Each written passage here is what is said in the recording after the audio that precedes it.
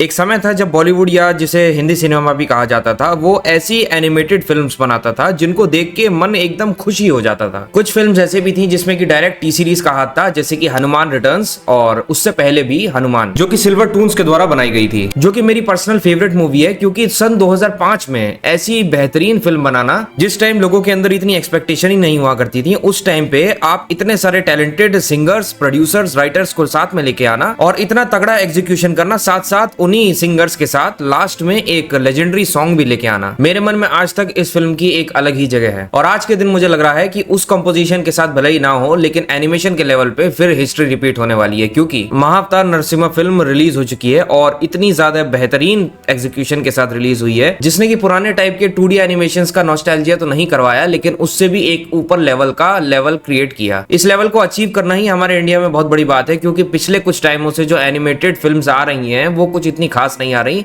ना ही उनका इतना तगड़ा इम्पैक्ट क्रिएट हो पाया है, चाहे फिल्म्स हो चाहे वेब सीरीज हो। महाअवतार नरसिम्हा, जिसमें कि प्रहलाद और नरसिम्हा महाअवतार की कहानी दिखाई गई है, जो कि ऑलरेडी काफी लोग जानते हैं, क्योंकि हम सबको अपने बचपन में हमारी माएं प्रहलाद की कहानियां जरूर सुनाया करती थी। इस फिल्म के म्यूजिक के साथ साथ प्रोडक्शन लेवल सब में ही जी जान लगा के काम किया हुआ दिखाई दे रहा है, जिसमें की कहानी की ही शुरुआत हिरण्य कश्यप के ब्रह्मदेव से आशीर्वाद मांगने की होती है, जिसमें की ना तो मैं घर के अंदर ना घर के बाहर मर सकूं, ना किसी अस्त्र शस्त्र से मर सकूं, ना किसी लिविंग और ना किसी नॉन लिविंग थिंग से मर सकूं। प्रहलाद भगवान विष्णु के बहुत ही बड़े भक्त होते हैं और हिरण्य कश्यप को ये बात बिल्कुल पसंद नहीं होती। इसके आगे क्या होता है ये तो आपको मूवी में पता चल ही जाएगा, और हमें भी पता है कि क्या होने वाला है। इस फिल्म में आपको एक्शन, एडवेंचर और हर एक सीन को चेंज करती हुई एनिमेशन आपके मन को भाएगी और आपको बहुत ही अच्छे से एक्सपीरियंस करवाएगी कि ये फिल्म वाकई एक थिएट्रिकल रिलीज डिजर्व करती थी। इस फिल्म को देखकर मुझे वाकई में अभी के लिए तो यही लगता है फिलहाल के लिए कि आने वाले टाइम में कुछ एनिमेशन ऐसी आने वाली हैं जो कि इंटरनेशनल लेवल पर भारत देश का नाम करेंगी, जैसे कि पहले किया गया था। पहले भी सन 1993 में Ramayana the legend of prince Rama की एक फिल्म आई थी, जिसको कि इंडिया में कुछ उग्रवादियों की वजह से रिलीज ही नहीं किया गया। लगभग 32 सालों के बाद वो दिन आया और वो फिल्म हमारे थिएटर पे लगी और लोगों को फाइनली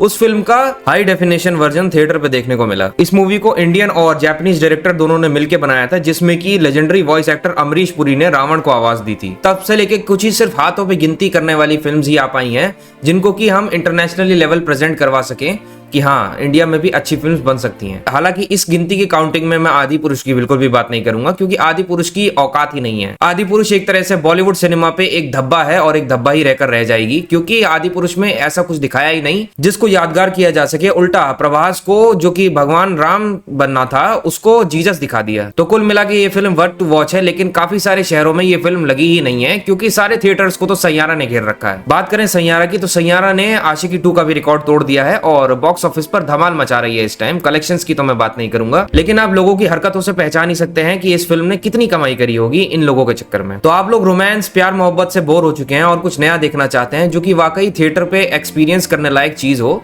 तो इस फिल्म को जरूर देखिए। बाकी आपकी इच्छा।